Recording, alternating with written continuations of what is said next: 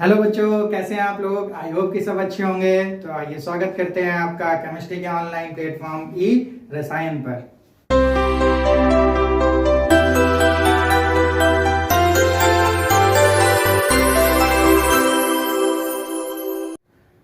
आज के सेशन में बच्चों रहने वाला है हमारा ऑप्टिकल आइसोमेरिज्म। तो हम लोगों ने लास्ट सेशन में पढ़ा था ज्योमेट्रिकल आइसोमेरिज्म, और ये दोनों जो आइसोमेरिज्म हैं वो पार्ट हैं हमारे स्टीरियो आइसोमेरिज्म के। तो आइए देखते हैं बच्चों ऑप्टिकल आइसोमेरिज्म क्या होता है। जैसे बच्चों हम लोगों ने ज्योमेट्रिकल आइसोमेरिज्म में देखा कि उसको हम लोग सिस और ट्रांस फॉर्म भी बोल रहे थे, या फिर सिस और ट्रांस आइसोमेरिज्म भी बोल रहे थे, क्योंकि वहां पर दो फॉर्म हमको मिलती थी ज्योमेट्रिकल आइसोमर्स के रूप में। एक थी हमारी सिस फॉर्म, एक थी हमारी ट्रांस फॉर्म। बिल्कुल सिमिलरली ऑप्टिकल आइसोमर्स की भी दो फॉर्म हमको मिलती हैं। एक फॉर्म मिलती है डी फॉर्म, एक मिलती है एल फॉर्म।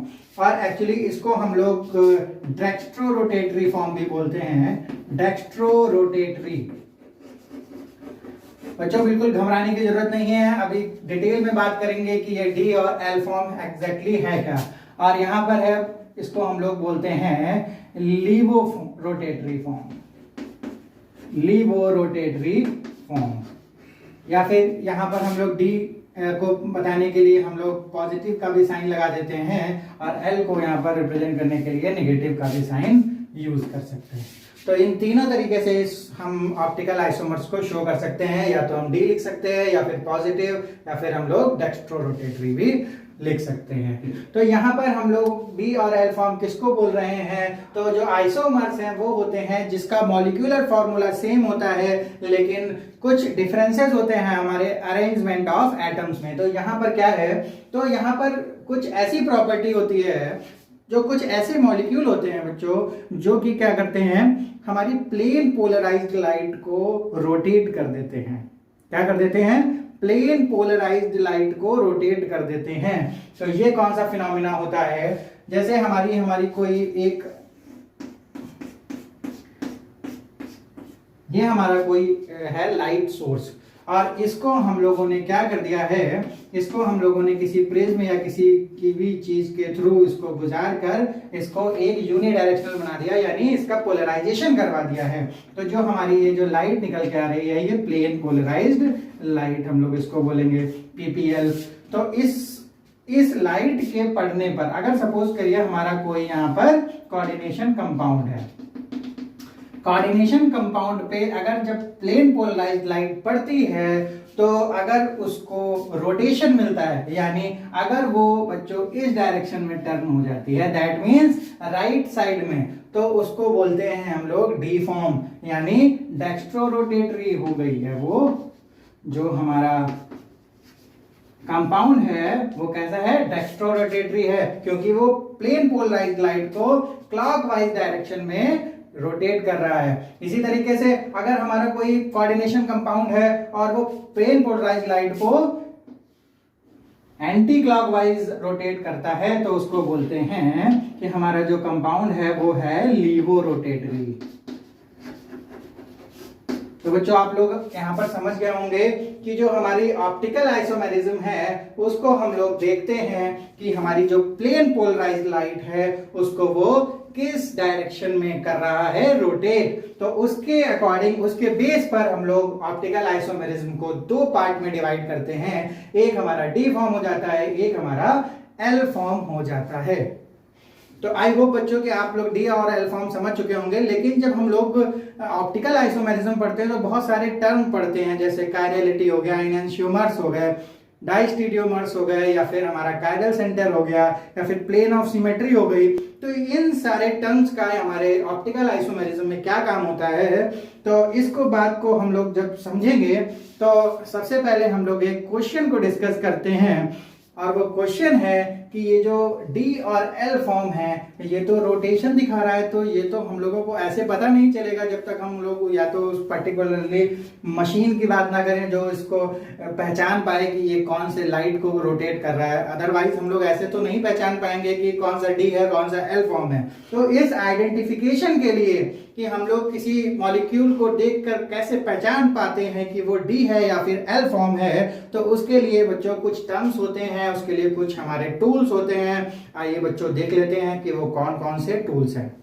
कायरलिटी एंड इनएंशियोमर क्या होता है बच्चों, यहाँ पर जो ये टर्म लिखा हुआ है इनएंशियोमर्स एंड कायरलिटी, और हम लोगों ने एक ही लाइन में इन दोनों टर्म्स को क्यों लिखा है ऑब्लिक लगा के, तो कहीं ना कहीं इन दोनों का मीनिंग एक ही होता है, और इन दोनों का मीनिंग जो होता है वो हम लोग कैसे लेते हैं कि मिरर इमेजेस होने चाहिए। मिरर इमेजेस जो हमारे मॉलिक्यूल या फिर आयंस है या फिर जो हमारे कोऑर्डिनेशन कंपाउंड है वो एक दूसरे के मिरर इमेज होने चाहिए, और दूसरी कंडीशन है कि non super imposable, non super imposable मतलब दो कंडीशन हमारी एक साथ जब होती हैं तब वहां पर पाया जाता है कायरलिटी। तो उस बच्चे उस आयन या फिर उस मॉलिक्यूल को हम लोग बोलेंगे कायरल मॉलिक्यूल, या फिर जो वो उसको हम लोग बोल सकते हैं इनएंशियोमर्स। तो ये mirror image and non superimposability जो होती है वो कैसे हम लोग समझ सकते हैं, तो कायरलिटी का जो वर्ड मीनिंग होता है, जो शाब्दिक मीनिंग होता है वो आता है हैंडेडनेस से। हैंडेडनेस क्या होता है बच्चों, जैसे हम लोग ये दोनों हाथ देख रहे हैं, तो अगर हम लोग इसकी मिरर इमेज लेते हैं, इसमें यहाँ पर मिरर रखते हैं तो बिल्कुल इस तरीके की इमेज आएगी। तो ये दोनों एक दूसरे के मिरर इमेज हैं। जैसा हम लोगों ने पहली कंडीशन ली कि मिरर इमेज होना चाहिए, तो ये एक दूसरे के मिरर इमेज हैं, तो इसका मतलब ये कायरल होना चाहिए। लेकिन दूसरी कंडीशन भी सबसे पहले हम लोग देख लेते हैं। दूसरी कंडीशन है नॉन सुपर इम्पोजिबिलिटी की। तो यानी ये क्या होता है, तो ये एक अगर दूसरे को पूरा ओवरलैप कर लेता है तो इसको बोलते हैं बच्चों सुपर इम्पोजेबल। अगर ये इसको ओवरलैप नहीं कर पाता है, पूरा ढक नहीं पाता है, तो इसको बोलते हैं नॉन सुपर इम्पोजेबल। तो हम लोग कैसे करते हैं, इसको अगर हम लोग सामने से देख रहे हैं तो इसको उठाकर हम लोग बिल्कुल इसके ऊपर रखेंगे। तो अब हम देखते हैं क्या ये एक हाथ दूसरे हाथ को बच्चों ढक पा रहा है, पूरा पूरा ओवरलैप कर पा रहा है, तो बिल्कुल नहीं। ये जो दो अंगूठे देखें ये एक दूसरे के बिल्कुल अपोजिट हैं, और उंगलियों को भी देखें तो थोड़ी बहुत पीछे से हमको दिख रही होगी, पीछे वाला हाथ दिख रहा होगा। तो इसका मतलब है कि ये जो दोनों मिरर इमेजेस थे ये इन्होंने एक दूसरे को ओवरलैप नहीं किया। इसका मतलब ये क्या है, नॉन सुपर इम्पोजेबल है। ठीक है बच्चों, ये क्या है, नॉन सुपर इम्पोजेबल। तो अगर हम लोग एक इस हाथ को देखें तो ये क्या है, कायरल कंपाउंड होगा। अगर मतलब इस जैसा कोई कंपाउंड होता तो ये क्या होता, कायरल कंपाउंड होता। और अगर इन दोनों को साथ में देखें तो ये एक दूसरे के इनएंशियोमर होते हैं। तो दोनों की डेफिनेशन सेम होती है, दोनों में कंडीशन चाहिए होती है बच्चों कि वो मिरर इमेजेस होने चाहिए और होने चाहिए नॉन सुपर इम्पोजेबल। तो एक इमेज आपके सामने बच्चों आ रही होगी, उसमें हैंडेडनेस का आपको एग्जाम्पल दिखाया गया है, कैसे जो दोनों हैंड होते हैं वो एसिमेट्रिक होते हैं, वो मिरर इमेज तो होते हैं पर नॉन सुपर इम्पोजेबल भी होते हैं। अब एक ये जो इमेज आपके सामने बच्चों आ रही है, इसमें क्या है, इसमें देखिएगा जो मिरर इमेज है वो सुपर इम्पोजेबल है। तो इसका मतलब है कि अगर कोई मिरर इमेज सुपर इम्पोज हो जाती है तो दैट मीन्स वो कायरल नहीं होगी, वो एकायरल होगी, या फिर वो इनएंशियोमर्स नहीं होंगे एक दूसरे के।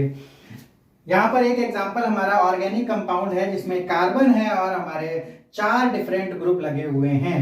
तो ये कायरल कंपाउंड हम इसको क्यों बोल रहे हैं, क्योंकि जब इसकी हम लोग मिरर इमेज लेते हैं तो ये जो है इसका जो डी पार्ट है वो इधर आ जाएगा और सी इधर आ जाएगा, और ये जो बी है वो इस साइड में चला जाएगा। तो अगर हम लोग देखें तो ये दोनों एक दूसरे के मिरर इमेज हैं, और अगर इसको उठाकर बच्चों इसी तरीके से हम लोग इसके ऊपर ओवरलैप कराने की कोशिश करते हैं, जस्ट इसके ऊपर ओवरलैप कराने की कोशिश करते हैं, तो हमारा जो डी पार्ट है वो बी के ऊपर आएगा, यानी दोनों में डिफरेंस होगा। तो यानी पूरा पूरा वो ओवरलैप नहीं कर पाएगा। इस तरीके से डी के ऊपर बी आएगा जिससे कि ओवरलैप अच्छे से नहीं हो पाएगा। इसका मतलब ये क्या है, ये मिरर इमेज है बच्चों, ये मिरर इमेज तो है प्लस क्या है, non super imposable, non super imposable. ठीक है, तो इस तरीके से हम लोग बोल सकते हैं कि ये जो दोनों हैं आइसोमर्स, इनको बोलेंगे इनएंशियोमर्स, इनएंशियोमर्स। और इस वाले मॉलिक्यूल को बोलेंगे कायरल मॉलिक्यूल। तो दोनों में बस इतना सा डिफरेंस है कि जो इनएंशियोमर है उसको हम लोग पेयर को बोलेंगे, यानी इनएंशियोमर में दो मॉलिक्यूल होंगे जो एक दूसरे के मिरर इमेज होंगे और नॉन सुपर इम्पोजेबल होंगे। और कायरलिटी में क्या होता है कि कायरल मॉलिक्यूल वो होगा जिसका मिरर इमेज उसके नॉन सुपर इम्पोजेबल होना चाहिए। यानी दोनों की डेफिनेशन सेम है, बट एनंशियोमर में दोनों पेयर को एक साथ एनंशियोमर बोलते हैं और कायरल मॉलिक्यूल हम लोग सिंगल मॉलिक्यूल या आयन को भी बोल सकते हैं बच्चों। तो कायरल और इनएंशियोमरिज्म जो है, इनएंशियोमर और कायरलिटी जो है वो एक ही बोल सकते हैं हम लोग, एक ही कंडीशन है दोनों के लिए। तो बच्चों एक हमारे पास एक फैक्ट और है कि कुछ बच्चे क्या करते हैं कि अगर हम लोग इन दोनों को देखते हैं, हमारे जो मिरर इमेज हैं उसको सुपर इम्पोज करने के लिए बोलते हैं कि देखिए सर इस तरीके से ये सुपर इम्पोज हो सकता है पूरा, देखिए यहाँ पर पूरा पूरा ओवरलैप हो गया है। तो बच्चों हम लोग यहाँ पर एक गलती करते हैं कि जब हम सुपर इम्पोजिबिलिटी देखते हैं तो देखिए इसका जो पॉइंट ऑफ व्यू है देखने का वो अलग है, इसका अलग है। तो हम लोग इस तरीके से जब हम इसको ओवरलैप करते हैं तो इसका जो रेफरेंस है, हमारा देखने का जो पॉइंट है, हमारा रेफरेंस पॉइंट है वो अलग अलग हो जाएगा अगर हम लोग इस तरीके से इसको करते हैं ओवरलैप या फिर सुपर इम्पोज। तो हम ये तरीका जो है वो रॉन्ग है। तो हम लोग सुपर इम्पोज करते वक्त क्या करेंगे बच्चों, इसको जब ऐसे हम लोग मिरर इमेज बना रहे हैं तो सुपर इम्पोज करते वक्त इसको इसके ऊपर इस तरीके से ही रखेंगे। This is the right way of super imposing each other. ठीक है, तो बच्चों ये इस तरीके से हम लोग किसी को भी सुपर इम्पोज करके देख सकते हैं, लेकिन हम लोग इस तरीके से इसको सुपर इम्पोज नहीं करते हैं। तो हम लोग इसको ध्यान में रखेंगे। प्लेन ऑफ सिमेट्री बच्चों, plane of symmetry is the second tool to identify कि whether the compound show the optical isomerism और नॉट। तो बच्चों यहाँ पर जो हमारा प्लेन ऑफ सिमेट्री है वो क्या होता है कि कोई प्लेन होता है, हमारा प्लेन कहते हैं किसी 2D, यानी प्लेन जो होता है अगर हम किसी कंपाउंड में अगर प्लेन डालते हैं और वो दोनों तरफ से सिमेट्रिकल दिखाई दे रहा है, यानी सिमेट्री दिखा रहा है, तो इसका मतलब है ऑप्टिकल आइसोमेरिज्म नहीं शो करेगा। और अगर हम लोग प्लेन डालते हैं, प्लेन ऑफ सिमेट्री किसी में डालते हैं और वो असिमेट्रिक होता है, यानी दोनों तरफ से सिमिलर नहीं होता, असिमेट्री दिखाता है, तो इसका मतलब है वो ऑप्टिकल आइसोमेरिज्म शो करेगा। तो प्लेन ऑफ सिमेट्री से भी हम लोग आइडेंटिफाई कर सकते हैं कि जो मॉलिक्यूल है, जो कंपाउंड है, वो ऑप्टिकल आइसोमर शो करेगा या फिर नहीं करेगा। तो बच्चों यहाँ पर एक इमेज आपको दिखाई पड़ रही होगी जिसमें जो ये मॉलिक्यूल है, यहाँ पर हम लोगों ने प्लेन ऑफ सिमेट्री डाला है जब यहाँ पर, तो जो वो है वो दो बराबर पार्ट्स में डिवाइड हो गया है, बिल्कुल सिमेट्रिकल दिखाई दे रहा है। तो इसका मतलब है इसके ऑप्टिकल आइसोमर्स 0 होंगे, कोई भी ऑप्टिकल आइसोमर्स नहीं होगा। अब ये जो दूसरा इमेज देखिए, यहाँ पर जब हम लोगों ने प्लेन ऑफ सिमेट्री डाला है तो किस तरीके से इसने असिमेट्री शो कर रहा है, वहां पर जो दोनों पार्ट हैं वो क्या कर रहे हैं, वो सिमिलर नहीं है, इसलिए यहाँ पर इसके जो ऑप्टिकल आइसोमर्स होंगे वो शो करेंगे बच्चों। तो अब हम लोग कोऑर्डिनेशन कंपाउंड के रिगार्डिंग देखेंगे कि कौन कौन से जो कोऑर्डिनेशन नंबर वाले कंपाउंड होते हैं जो शो करते हैं ऑप्टिकल आइसोमर्स। तो यहाँ पर हमारे केवल 2 कोऑर्डिनेशन नंबर हैं, एक है हमारा 4 और एक है हमारा 6, जो कि शो करता है ऑप्टिकल आइसोमर्स। हम लोगों ने जब ज्योमेट्रिकल आइसोमर्स देखे थे उसमें भी हमारे केवल 2 कोऑर्डिनेशन नंबर थे जो शो कर रहे थे हमारे ज्योमेट्रिकल आइसोमरिज्म। यहाँ पर भी सेम नंबर के हैं। इस 4th वाले में 2 हमारे ऑप्शंस होते हैं, एक हमारा बनता है स्क्वायर प्लेनर और एक होता है बच्चों हमारा टेट्राहेड्रल, और इसमें हमारा केवल एक ऑप्शन होता है जो होता है ऑक्टाहेड्रल।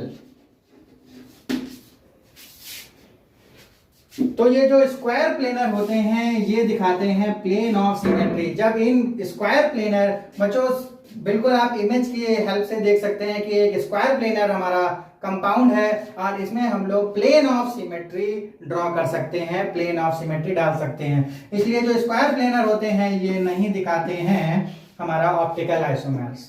तो इसका मतलब जो 4 कोऑर्डिनेशन नंबर में है उसमें केवल और केवल टेट्राहेड्रल दिखाता है, शो करता है ऑप्टिकल आइसोमेरिज्म। टेट्राहेड्रल व्यू भी आप लोग एक बार देख सकते हैं बच्चों। जो एक टेट्राहेड्रल मॉलिक्यूल है इसमें प्लेन ऑफ सिमेट्री को हम लोग नहीं डाल सकते। अगर जिस मॉलिक्यूल में हम प्लेन ऑफ सिमेट्री डाल देंगे वो हमारा नहीं दिखाएगा, लेकिन कुछ मॉलिक्यूल ऐसे होते हैं टेट्राहेड्रल जो शो करते हैं हमारा ऑप्टिकल आइसोमेरिज्म। अब बात कर लेते हैं बच्चों ऑक्टाहेड्रल की। तो ऑक्टाहेड्रल भी हमारे शो करते हैं कौन से? तो ऑक्टाहेड्रल में भी दो ऑप्शन है कि या तो ये सिस ज्योमेट्री दिखाए या फिर ट्रांस दिखाए। तो जो ट्रांस टाइप के हमारे आइसोमर्स होते हैं वो होते हैं, उसमें प्लेन ऑफ सिमेट्री भी पड़ सकती है। फिर आप लोगों को एक ट्रांस टाइप का ऑक्टाहेड्रल हम लोग शो करते हैं। यहाँ पर एक इमेज है, ये हमारा ऑक्टाहेड्रल कंपाउंड है और ये ऑक्टाहेड्रल में दो टाइप के ज्योमेट्रिकल आइसोमर्स शो करता है। तो ये वाला हमारा है ट्रांस आइसोमर्स। तो ट्रांस आइसोमर्स में क्या करते हैं, अगर हम लोग बीच में प्लेन ऑफ सिमेट्री डालते हैं तो ये सिमेट्रिकल है, इसका मतलब ये ट्रांस वाला शो नहीं करने वाला है। ठीक है बच्चों, तो ट्रांस वाला ऑप्टिकल आइसोमर्स नहीं दिखाएगा, केवल और केवल सिस जो हमारी ज्योमेट्रिकल आइसोमर है वही दिखाएगा ऑप्टिकल आइसोमेरिज्म। तो यहाँ पर केवल दो टाइप के हमारे कंपाउंड है जो दिखाने वाले हैं ऑप्टिकल आइसोमर्स, एक है हमारा टेट्राहाइड्रल टाइप और एक हमारा ऑक्टाहाइड्रल वो भी सिस टाइप। तो बच्चों कुछ एग्जांपल्स देख लेते हैं टेट्राहाइड्रल के कि कौन कौन से टेट्राहाइड्रल कंपाउंड हैं जो शो करेंगे ऑप्टिकल आइसोमेरिज्म। तो बच्चों टेट्राहाइड्रल में भी कुछ स्पेसिफिक टाइप के हमारे कंपाउंड होते हैं जो होते हैं MABCD टाइप, यानी जो चारों हमारे लिगेंड होंगे वो होंगे डिफरेंट लिगेंड। जैसे हमारा ये M है, इसमें टेट्राहेड्रली हमारे चार अलग अलग लिगेंड हों। तो ये हमारे पास एग्जांपल है बच्चों एक कोऑर्डिनेशन कंपाउंड का जिसमें जो कोऑर्डिनेशन नंबर है 4 है, यानी 1 2 3 4, यानी 4 टाइप के लिगेंड्स यहाँ पर अटैच्ड हैं। तो एक हमारा है CS3, एक S है, एक C2H5 है और एक हमारा है C6H5COO नेगेटिव। तो इस तरीके का जो हमारा टेट्राहेड्रली कोऑर्डिनेटेड कंपाउंड होगा वो शो करेगा, जैसा कि हम लोगों ने देखा था कि ये कायरलिटी शो कर रहा है क्योंकि ये कायरल जैसे ये चारों डिफरेंट है। तो अगर इसका मिरर इमेज लेते हैं हम लोग, अगर इसका मिरर इमेज लेते हैं तो वो क्या करेगा, वो इसके नॉन सुपर इम्पोज करेगा बच्चों। इसके जब ऊपर इसका मिरर इमेज रखेंगे तो वो क्या करेगा, नॉन सुपर इम्पोजेबल शो करेगा। तो अगर हम लोग मिरर इमेज बनाते हैं इसका तो कुछ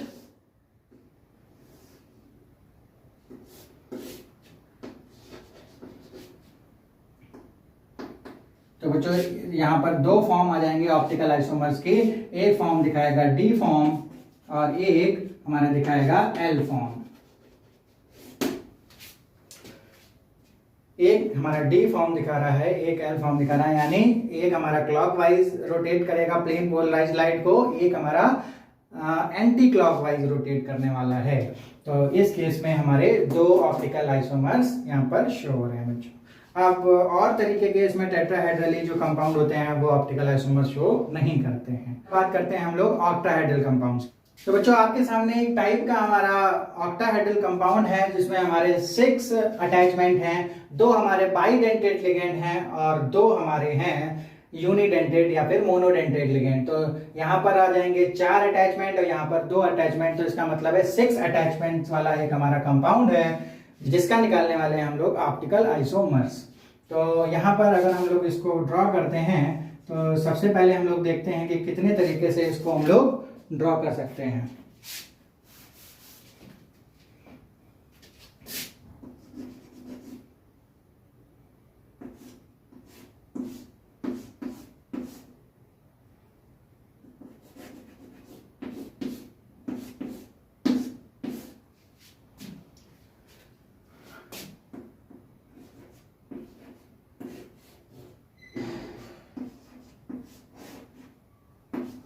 बच्चों आप लोग देख रहे हो कि ये वाला जो फॉर्म है, इस तरीके का जो फॉर्म है वो सिस फॉर्म हम लोगों को शो कर रहा है। तो ये जो कौन सा फॉर्म है, सिस फॉर्म है। और अगर हम लोग इस बाइडेंटेड लिगेंड को अपोजिट साइड में रखते हैं, अगर हम इसको अपोजिट साइड में रखते हैं और यहाँ पर इसको बी वाला जो हमारा मोनोडेंटेड है वो इसको हम लोग इसको भी अपोजिट साइड में रखते हैं, तो ये जो फॉर्म बनी हमारी वो कैसी है, ट्रांसफॉर्म। और ये दोनों फॉर्म हम लोग देख चुके हैं ज्योमेट्रिकल आइसोमर्स में। इस तरीके का जो हमारा कंपाउंड था वो सिस और ट्रांस दोनों दिखा रहा है।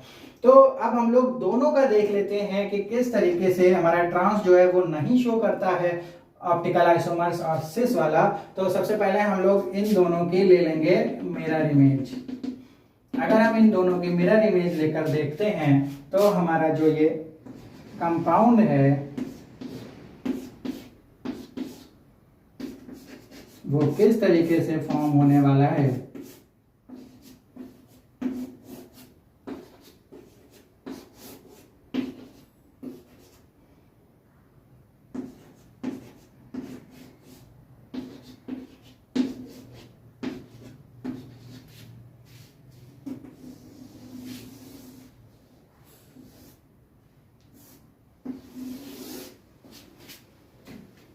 तो यहाँ पर ये जो कंपाउंड है इसका एक सिस है, एक ट्रांसफॉर्म है। पर जब हम लोगों ने इसका ट्रांस का मिरर इमेज लिया है तो बच्चों आप लोग साफ साफ देख रहे होंगे जो इसका मिरर इमेज है ये इस पर सुपर इम्पोज कर जाएगा। इसका मतलब है ये जो ट्रांस वाला है ये ऑप्टिकल आइसोमर्स शो नहीं करने वाला है बच्चों, ये हमारा ऑप्टिकल आइसोमर्स शो नहीं करेगा। तो जो केवल सिस है और उसकी मिरर इमेज हम लोग देख रहे हैं और जब हम इसको ओवरलैप करेंगे यानी इसको सुपर इम्पोज कराने की कोशिश करेंगे तो यहाँ पर ये हो जाएगा नॉन सुपर इम्पोजेबल, यानी ये इसको सुपर इम्पोज नहीं करने वाला है। बच्चों इसको उठा के अगर इसके ऊपर रखते हैं तो ये जो दो हमारी रिंग है ये जस्ट इधर आएंगी और जबकि ये वाली रिंग इधर है तो इसको ढक नहीं पाएगा, इसका मतलब है सुपर इम्पोज नहीं कर पाएगा। तो यहाँ पर दो फॉर्म बनेंगी, एक हमारी बनेगी डी फॉर्म और एक बनेगी हमारी एल फॉर्म। इसको हम लोग पॉजिटिव से भी शो कर सकते हैं, इसको नेगेटिव से भी। तो इस तरीके से जो हमारा Ma2 और B2 टाइप का हमारा कोऑर्डिनेशन कंपाउंड है ये दो फॉर्म शो कर रहा है और दो कौन सा सिस वाला जो हमारा है फॉर्म वो हमारा दो ऑप्टिकल आइसोमर्स शो कर रहा है और जबकि ट्रांस वाला हमारा शो नहीं करता है। तो बच्चों एक और टाइप का हम लोग एग्जांपल देखते हैं MAA3, यानी तीन हमारे बाइडेंटेट लिगेंड यहाँ पर जुड़े हुए हैं। तो तीन बाइडेंटेट मतलब अटैचमेंट हो गई हमारी 6 की। तो ये हमारा हो जाएगा कुछ इस तरीके से, ये भी हमारा कोऑर्डिनेट कंपाउंड बनेगा ऑक्टाहेड्रल। तो ये जो हमारी सारी की सारी अटैचमेंट इस तरीके से है। तो बच्चों अगर हम इसका दूसरा कोई अगर ज्योमेट्रिकल बनाना चाहें तो यहाँ पर हमको ज्योमेट्रिकल आइसोमर्स इसका नहीं बनता दिख रहा है क्योंकि इसमें कोई भी सिस और ट्रांस नहीं फॉर्म हो सकता क्योंकि कोई भी एक दूसरे के अपोजिट नहीं है, तीनों ही सिमेट्रिकल है। तो यहाँ पर हम लोग देखते हैं कि ये ऑप्टिकल आइसोमर्स शो करता है या नहीं करता है। तो उसको देखने के लिए हमारे पास टूल क्या है, या तो हम लोग डालते हैं प्लेन ऑफ सिमेट्री जिससे केवल हमको पता चलेगा कि ये ऑप्टिकल आइसोमर्स है कि नहीं है। अब उसको एग्जैक्ट पता लगाना है कि कौन कौन से हैं तो हम लोग लेते हैं इसका मिरर इमेज। इसका मिरर इमेज ले लेंगे तो इसका मिरर इमेज आएगा बच्चों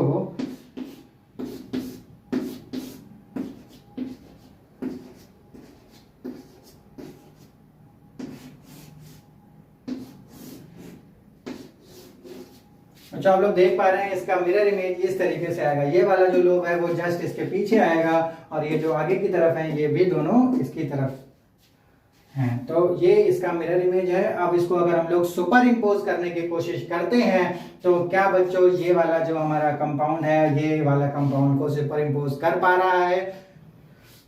तो बच्चों जब हम इसको यहाँ पर रखेंगे तो ये इसको सुपर इम्पोज नहीं कर पाएगा। सुपर इम्पोज करते वक्त बच्चों वो वाली बात जरूर ध्यान रखना है कि हम लोग इसको इस तरीके से सुपर इम्पोज नहीं करेंगे, इसको हम लोग इसको जस्ट उठा के इसके ऊपर रखेंगे, यानी जो इसका रेफरेंस पॉइंट है और जो इसका रेफरेंस पॉइंट है उसको जस्ट हम लोग सेम रखने वाले हैं। ठीक है, तो जब हम इसको ऊपर रखेंगे तो ये सुपर इम्पोज नहीं करेगा। इसका मतलब है जो दोनों कंडीशन है एनेंशियोमर्स की या कायरलिटी की, मिरर इमेज भी होना चाहिए और नॉन सुपर इम्पोजेबल भी होना चाहिए। तो इसका मतलब है ये दोनों शो करेंगे हमारे ऑप्टिकल आइसोमेरिज्म और एक हमारी होगी डी फॉर्म या फिर प्लस फॉर्म और या फिर हमारी ये होगी एल फॉर्म या फिर निगेटिव फॉर्म। तो ये डेक्स्ट्रोरोटेटरी हो जाएगा और ये हो जाएगा हमारा लीवोरोटेटरी, यानी इन दोनों में से कोई एक होगा डेक्स्ट्रोरोटेटरी और एक होगा हमारा लीवोरोटेटरी। तो बच्चों और भी टाइप के हमारे ऑक्टाहेड्रली कंपाउंड्स हैं, जैसे हमारा MABCDEF टाइप का होता है जिसमें जो 6 के 6 लिगेंड होते हैं वो डिफरेंट होते हैं। वो लगभग हमारे 15 आइसोमर्स ऑप्टिकल आइसोमर्स शो करता है। इसी तरीके से और भी बहुत सारे हैं जो हमारे ऑप्टिकल आइसोमर्स शो करता है, लेकिन अगर हम लोग सिलेबस के अकॉर्डिंग देखें तो इतने हमारे जो एग्जाम्पल हैं वो इनफ हैं, और बच्चों आपको क्वेश्चन करने में कोई भी कठिनाई या हार्डनेस नहीं आने वाली। तो आई होप बच्चों आपको ये आज की क्लास बहुत अच्छी लगी होगी, और सारे के सारे जो हमारे स्टीरियो आइसोमर्स के टर्म्स हैं वो भी क्लियर हो गए होंगे। तो मिलते हैं बच्चों अपनी अब नेक्स्ट क्लास में। Till then bye bye.